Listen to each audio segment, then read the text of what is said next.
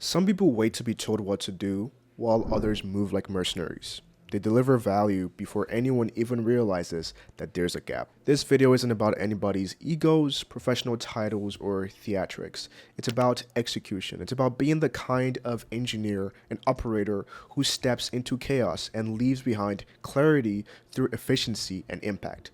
This is the mindset that I've been reflecting on lately, particularly as I've transitioned through various roles and companies in my half-decade cybersecurity career. In different cybersecurity settings, we often discuss cybersecurity frameworks, cybersecurity titles, cybersecurity skills, and various playbooks that apply in the world of cybersecurity.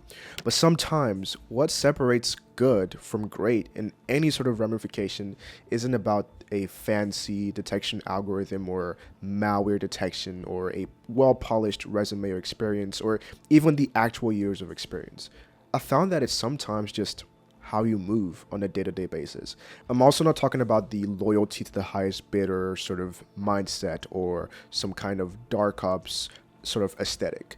What I'm talking about is a real mercenary archetype. This is the type of person who doesn't wait for permission to do things. They don't stall for clarity on things. They don't just set up random meetings, and they don't need a specific job description to act on their cybersecurity engineering work. What they do is they step in, they assess the landscape, they adapt to the terrain, and then they execute a mission with precision.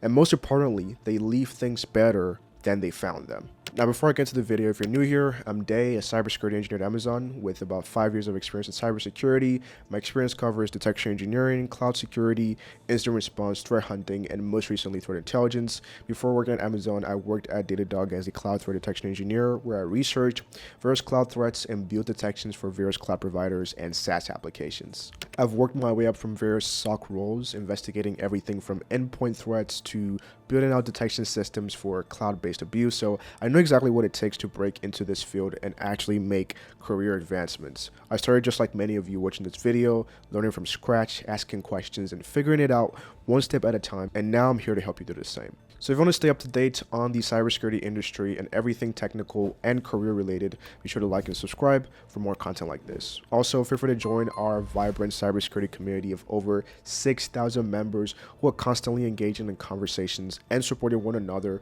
covering topics from cybersecurity and college to certifications, resume assistance, and various non-professional interests like fitness, finance, anime, and other exciting subjects. Now let's get into the video. So you see, historically, mercenaries have played a pivotal role in shaping outcomes, whether good or bad. This was not because they were the most powerful people or because they had the most skill set, but it was because they were efficient, decisive, and not encumbered by internal red tape. Let's take, for example, a group called Executive Outcomes. This is one of the most well-known private military companies of the 1990s. With just a few hundred well-trained personnel and a bunch of outdated equipment, they were able to help stabilize conflict zones and secure strategic resources that entire national armies had failed to manage in Africa.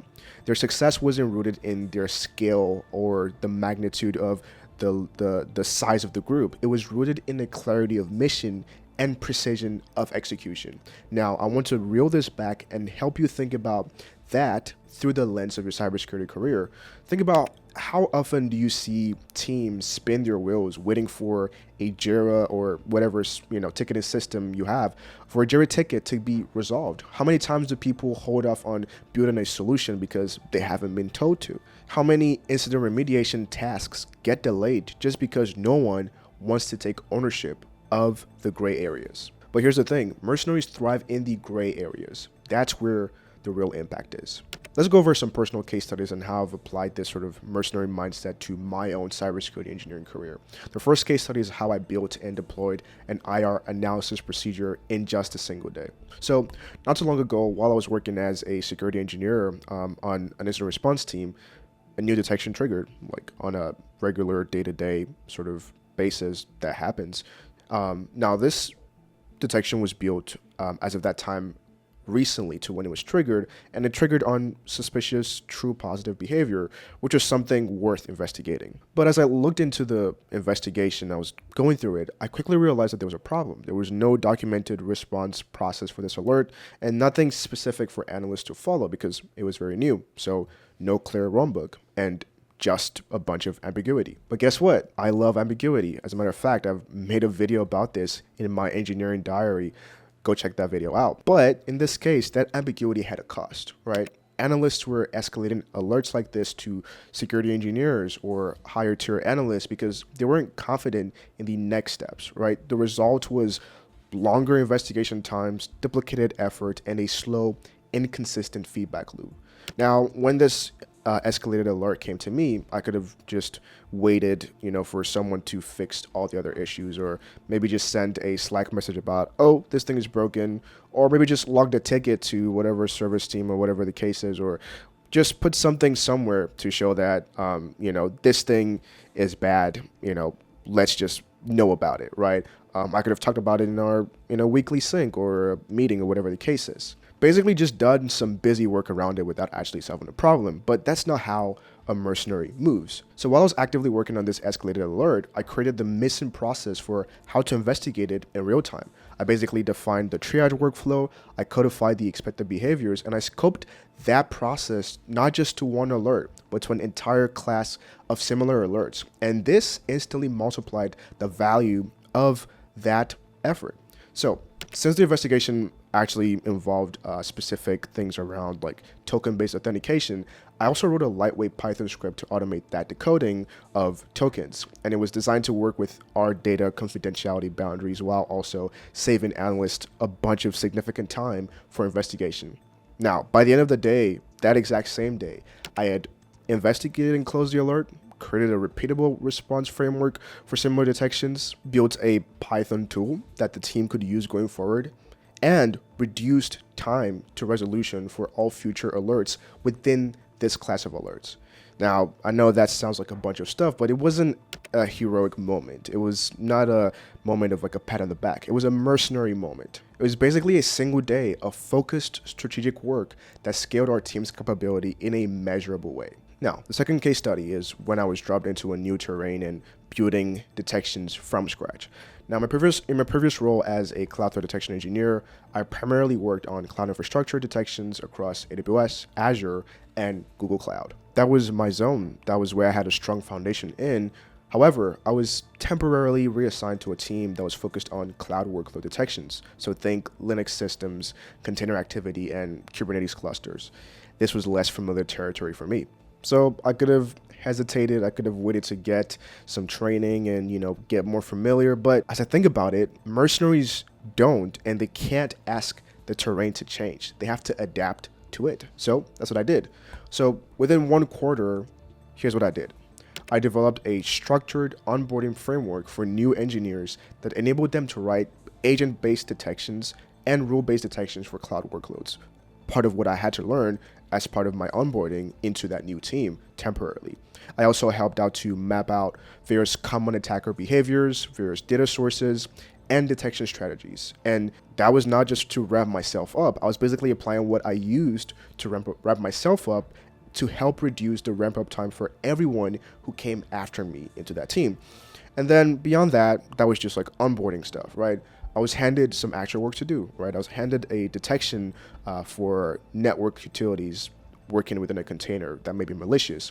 Now, this detection just triggered constantly. There were a lot of false positives for it. And I know that most engineers would typically just suppress it through some exclusion-based detection filters. Instead, I decided to take a different approach. I decided to decompose that detection into multiple high-fidelity detections. So basically taking this one single noisy detections and breaking it down into multiple detections.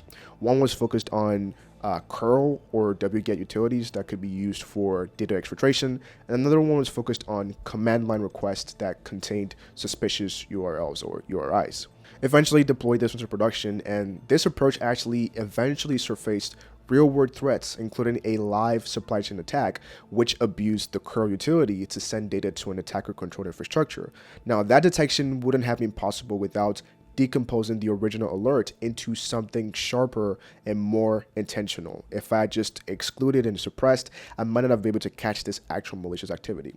So beyond that, I documented the full methodology for how the detection was built, and I turned that one fix into a repeatable process that others could apply across various other detections within the scope of this environment. Now, again, this wasn't something where I was the loudest person in the room or the most senior engineer. As a matter of fact, I was the most junior and least experienced engineer on that team. But I took the mercenary approach to deliver signal where there was a lot of noise. That's what I term mercenary execution.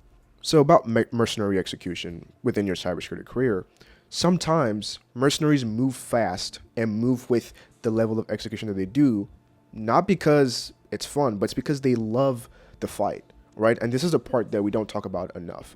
Some people move like mercenaries not because they're forced to, not because they want the recognition or the money. Of course, those things are nice, but not because of that, not because they're trying to impress anyone.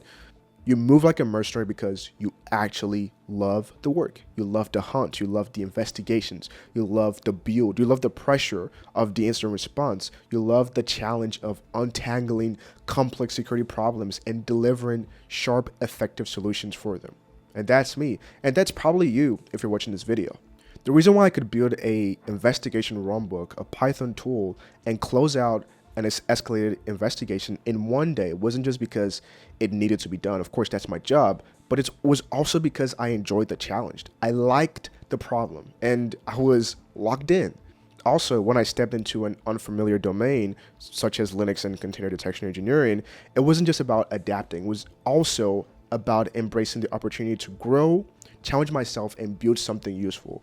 I liked being in the arena, so to speak, and I enjoyed making the messy stuff that I didn't understand make sense. So when you love the work, you don't have to wait for direction. You move. This is why it's super important to actually enjoy what you do as a cybersecurity professional, right? It puts you in the mindset to build things that no one asks for because you know that they're needed. And you actually care deeply about getting it right, not just for the applause or for the money, but because you actually find joy in the process. Loving the work is the actual cheat code. It's the engine behind sharp execution, fast iteration, and long-term growth. It's what turns stuff that should feel like extra work into meaningful craft. So let me give you the Mercenary Playbook to kind of round up this video. The mindset around this isn't about breaking rules or being this like anti-institution person or ignoring processes. It's about having a bias towards action and a habit for excellence. And bias for action is one of my favorite Amazonian leadership principles. So here's what it looks like. It looks like prioritizing outcomes over random listed checkboxes. It also looks like owning gray areas that no one else wants to touch. It looks like building tools, docs, runbooks, workflows that would outlive your tenure and also scale your team. It also looks like learning just enough to get stuff done and to ship, and then learning some more, building on that to keep iterating on what you're building. It also looks like executing with very sharp precision on the work you're doing and not waiting for someone to tell you what to do. So with that being said, I want you to ask yourself as you go into your work week, what's a broken process or detection workflow or instant response procedure that you could fix this week? What is an uncomfortable space that you've been avoiding because it's unfamiliar? And what would happen if you stopped waiting for permission and started executing on something with conviction within the work that you do as a cybersecurity professional? To close things up, I want to emphasize that the mercenary mindset is not about career ego or just being chaotic. It's about being precise, doing things in a repeatable manner, and having very decisive execution with your cybersecurity engineering work. It's also about leaving things better than you actually found them, and about loving the mission enough to keep showing up and doing things even when no one's watching, right? This is your day-to-day job, and you don't need to be the most senior person. You don't need to have a fancy title to do these things. You just need to be the person that gets things done. If you want to learn more about getting things done, especially in this world of AI and how things are advancing, I definitely recommend checking out this video here I made about my thoughts on the cybersecurity job market and how you can actually future-proof your career in this age of AI and all these things happening. Thanks for watching, and I'll see you in the next video. Bye-bye.